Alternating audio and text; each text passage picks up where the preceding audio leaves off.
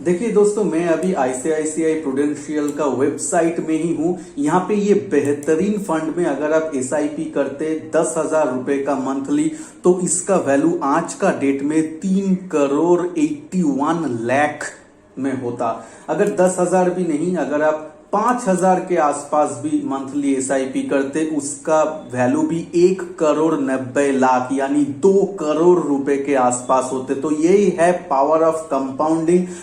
इस फंड के बारे में डिटेल्ड एनालिसिस रहे। आप अगर 1,00,000 रुपए का लमसम करते तो भी आज का डेट में उसका वैल्यू होता 51 लाख के आसपास। दोस्तों, फंड का जो नाम है वो है आईसीआईसीआई प्रूडेंशियल टेक्नोलॉजी फंड। ये एक थेमेटिक फंड है जो टेक्नोलॉजी यानी आईटी सेक्टर और सर्विसेज के ऊपर निवेश करता है। सेक्टर के बारे में कौन सा लोगों को सेक्टरियल फंड या फिर थीमेटिक फंड चूज करना चाहिए वो भी मैं आगे बताऊंगा, वीडियो में बने रहिएगा। देखिए, यहाँ पे जो ग्रोथ वाला जो ऑप्शन है उसमें आप जानते हैं 2 प्लान होता है हमेशा, डायरेक्ट प्लान और एक है रेगुलर प्लान। डायरेक्ट प्लान आप जानते हैं 2013 में आया है, तो उसका जो हिस्ट्री है उससे भी ज्यादा हिस्ट्री आपका रेगुलर फंड का है। आप अगर डायरेक्ट फंड में ही हमेशा निवेश करें, यहां पे जस्ट मैं एग्जांपल के लिए बोला हूं।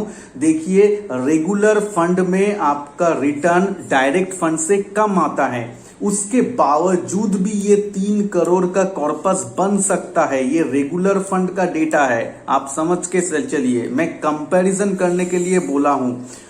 देखिए, ये CAGR 13% ही ओनली दिया है। ये जो रेगुलर फंड है उसके बावजूद भी 13% को अगर आप ज्यादा सालों तक कंपाउंड करें, जिसका देखिए एज है फंड का 21 ईयर्स, तो वो आपको एक बहुत बड़ा कॉर्पस क्रिएट करके दे सकता है, 3 करोड़ से भी ज्यादा।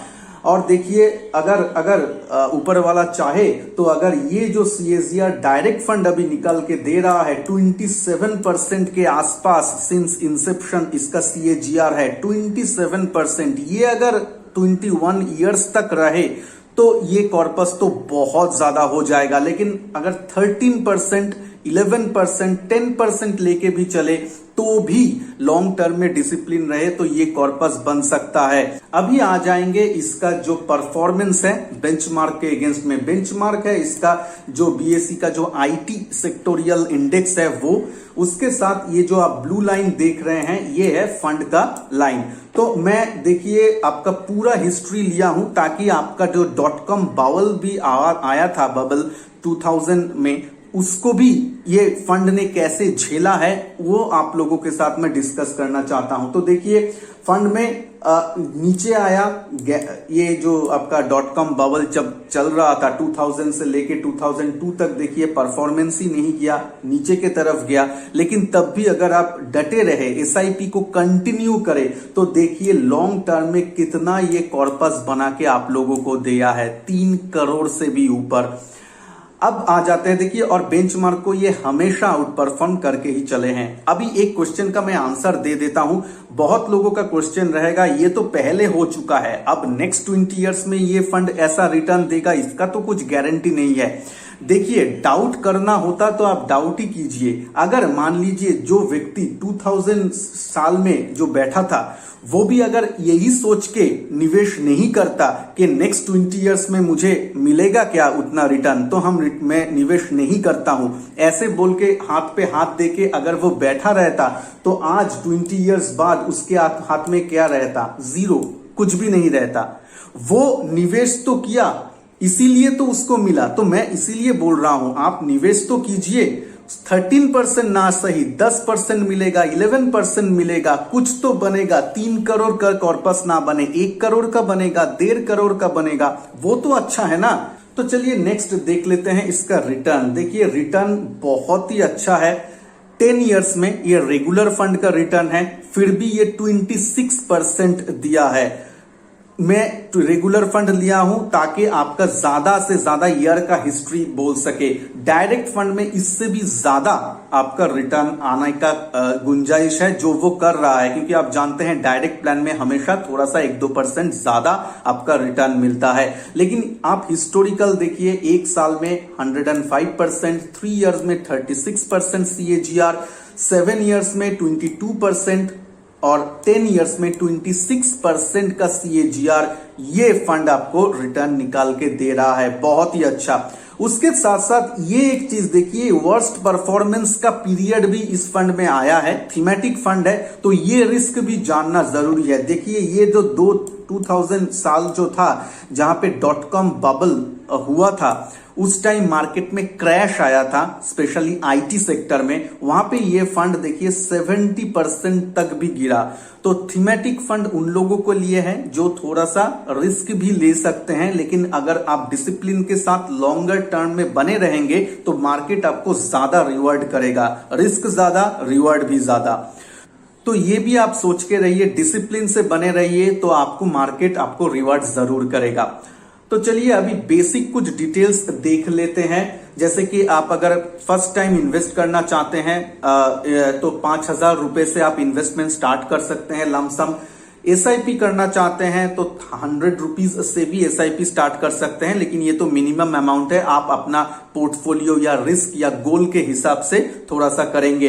और जब आप ये निवेश कर रहे हैं थीमेटिक फंड में, इसको कोर पोर्टफोलियो मत बनाइए, इसको आप बनाइए एक सैटेलाइट पोर्टफोलियो जैसा। आपका कोर पोर्टफोलियो रहने दीजिए। मान लीजिए आपको कुछ बोनस मिल गया, आपके पास कुछ एक्स्ट्रा मनी आ गया, उसको आप लमसम कर सकते हैं ऐसा थीमेटिक फंड में साइकिल वाइज। अभी टेक्नोलॉजी अच्छा चल रहा है, अभी आप टेक्नोलॉजी फंड में जरूर निवेश कर सकते हैं। और देखिए टेक्नोलॉजी जो सेक्टर है वो हमेशा एवरग्रीन सेक्टर है। जितना भी साल हो जाए, आज से 100 साल बाद भी टेक्नोलॉजी के बिना ह्यूमन बच नहीं सकता है। तो मानव सभ्यता जितना दिन है, टेक्नोलॉजी उतना दिन ही रहेगा।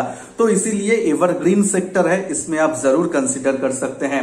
उसके बाद देखिए एग्जिट लोड 1% है। अगर 15 डेज के अंदर अगर रिडीम करते हैं, वो तो हम नहीं करेंगे, तो इसीलिए आप 15 डेज के बाद 0 एग्जिट लोड, कोई भी एग्जिट लोड नहीं है।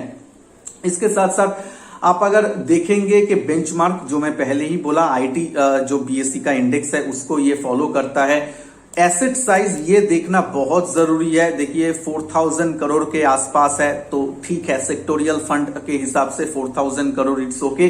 डायरेक्ट प्लान का एक्सपेंस रेशियो 1% से कम है। थीमेटिक फंड का 1% के आसपास ही रहता है, थोड़ा सा ज्यादा रहता है इन लोगों का जो एक्सपेंस रेशियो, लेकिन उसके हिसाब से भी ये ठीक ठाक है। टर्नओवर रेशियो 64% है, जो कि ऑल राइट। रिस्क पैरामीटर ये देखना बहुत जरूरी है थीमेटिक फंड में।